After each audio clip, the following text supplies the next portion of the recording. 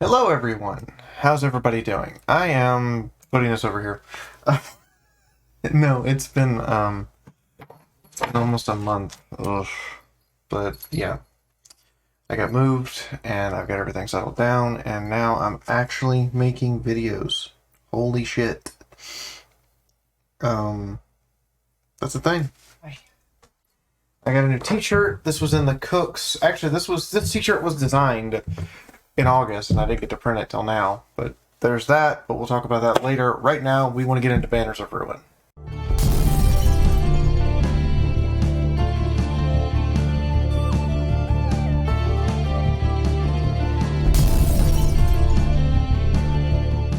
Banners of Ruin is what would happen if you had a person who really liked furries and told them Slay the Spire exists. But more than that, if Slay the Spire was a game you wanted to play for more than 20 minutes and had a squad of up to 6 characters with all different abilities on a variety of sides in which you have to not only use your abilities, but face them down too.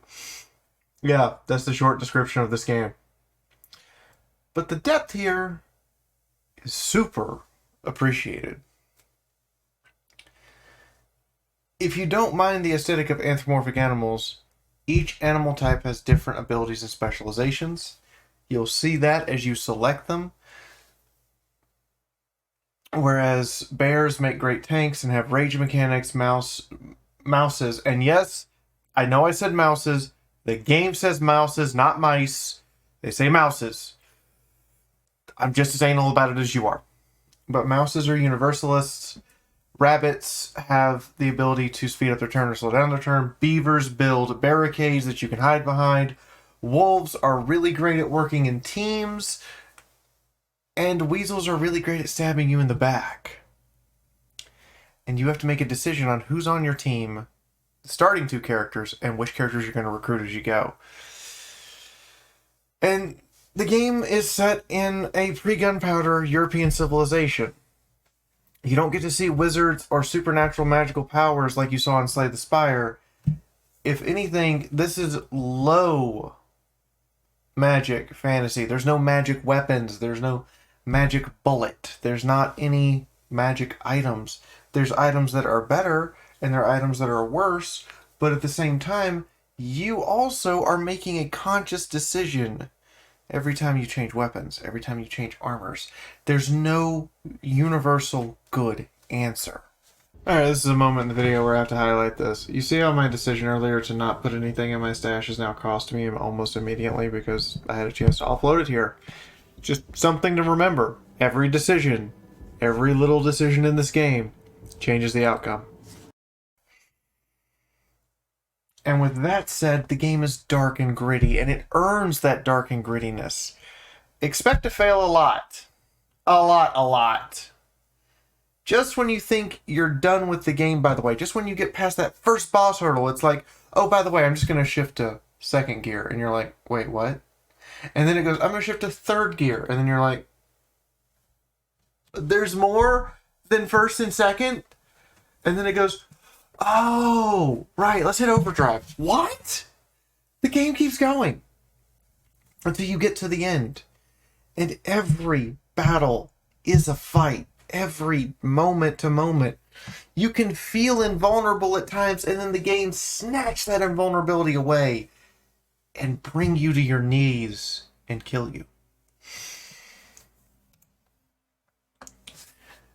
There is a lot of strategy here when building the deck of cards. The reason why I related to Slay the Spire is because all your moves in combat are done through deck of cards. And unlike Slay the Spire, where you often want to avoid combat, here you want to complete as much combat as you possibly can.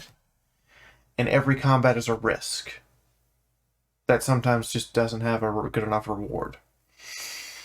It's a stratagem of, do I get more character cards? Which character cards do I get? Card draw is super important with more characters, but not so much with fewer characters. It's about min-maxing your deck. Do I take this card? Do I take that card? Do I take no card? Every step of the way is a journey. The game doesn't cover this up with cute things either.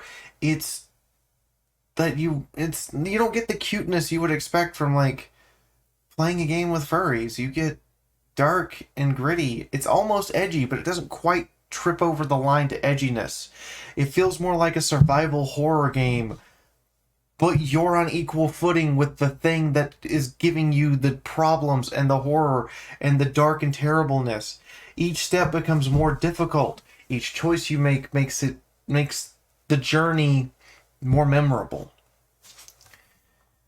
Do you plan your deck for long or short term? Do you take this fight because you have healing abilities that trigger during the fight? Do you avoid the fight because there's a healing event that you think you can get to? Or do you take the risk for the reward? These are questions you have to ask every single step.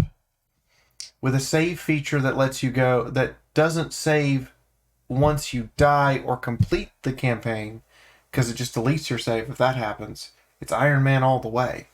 And the other part of the save feature is it's more there because a single campaign on live stream took me 9 hours to win.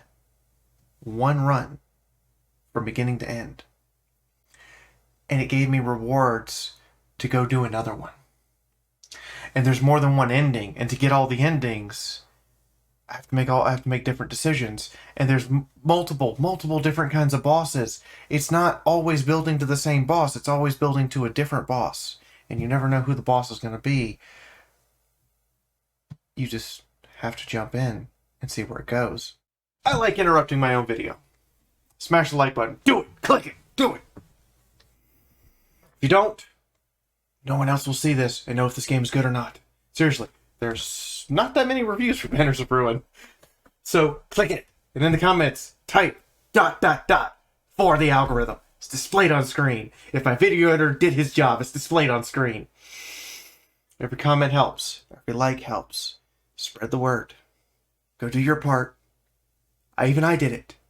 In the pinned comment. Now, back to the game. After describing all of this to you, is it good? Is it worth your time? Yes, flat out. I enjoyed it. It's like taking Slay the Spire and Darkest Dungeon and blending them together, and this is right up your alley if you liked either of those games. The same slow combat, the same unique artwork style, painful decisions, order of your decisions, meaning life and death, the bleakness, the constant feeling of oppression, with a faint light of hope at the end, and you're always thinking you're getting closer and closer to the light of hope, and you don't know if you actually are. You always feel that you're just right on the edge of something great, and you don't want to save and quit, even though it's 3 hours past your bedtime, or in my case, 4 hours past my end stream time. Feeling of total invulnerability, shattered in the next combat, making you scramble, feeling weak and helpless, but you always feel the need to push onward. The game has this great, excellent combination of carrot and stick, and it's giving you the stick when you've earned it, and the carrot when you've earned it, and the game never feels truly unfair, only that you are always the underdog. Now rise up, because there's a way to do it. If you're looking for something like Slay the Spire with a lot more depth, longer campaigns, and bigger, long-term affecting decisions, this is it. If not, and you're not a fan of Slay the Spire or Darkest Dungeon, or you just can't get past the world covered in furry juice, I know what I said. I expect to see it in Fiaurisms. If I don't, I'll be disappointed. Or you don't like card type games. Fair. Skip this one. Alright, so you've stayed for the review. Now I'm asking you for 20 seconds. While the patron names play on the screen, I'm asking you for 20 seconds. I have a new shirt. This was designed back in August. And honestly, I'm kind of proud of it. It has a front and a back. You should see them on screen right now if the editor did his job. And further, Patreon. You want more videos? I need funding. Like, I don't have the most secure roof over my head anymore, and I've got to make that more secure. And the voice actors got a raise, and I need to make sure that we can keep all of them on without having to delay projects or new issues. We had to get a new director. I have to hire a music director. So we need funding if you want to see more stuff come out faster. So in the description, you will find my Twitch, Shotgun Angel Productions, my Patreon, and a direct link to this new t-shirt, and you'll get to see the front and back there, assuming the editor didn't show you the front and back here while the patron list was playing. In the meantime, thanks for staying. Remember, ... for the algorithm. This has been Fiaura. Good night. I'm at PonyCon Holland, so if I don't answer your comment immediately, you know where I am.